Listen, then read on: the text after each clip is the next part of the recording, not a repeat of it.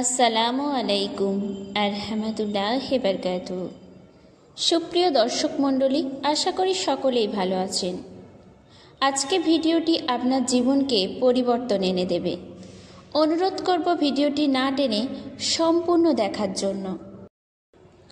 একজন মহিলা একজন বৃদ্ধ বিক্রেতাকে জিজ্ঞেস করলেন, আপনি এই ডিমগুলো কত করে বিক্রি করেন?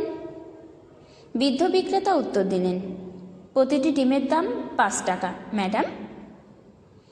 মহিলা বললেন, আমি 6টা ডিম 25 টাকায় নেব, না হলে আমি চলে যাব এবং কিছুই নেব না।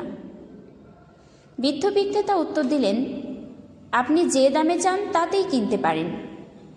এটা আমার জন্য ভালো শুরু, কারণ আজ আমি একটাও ডিম বিক্রি করতে পারিনি এবং আমার পরিবারের খাবার জোগাড় করতে সব কিছুই বিক্রি করতে হবে।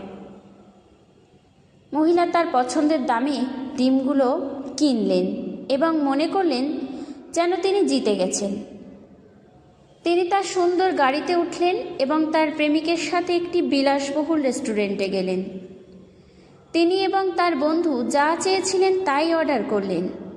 তারা সামান্য খেলেন এবং তাদের অর্ডারের বেশিরভাগই ফেলে দিলেন। তাদের 1800 টাকার বিল দেওয়া হলো। মহিলা 2000 টাকা দিয়ে এলেন এবং মার্জিত রেস্টুরেন্টের মালিককে বললেন, বাকিটা টিপস। এই গল্পটি একটি বিলাসবহুল রেস্টুরেন্টের শেফের জন্য স্বাভাবিক মনে হতে পারে, কিন্তু ডিম বিক্রেতার কাছে খুবই অন্যায়।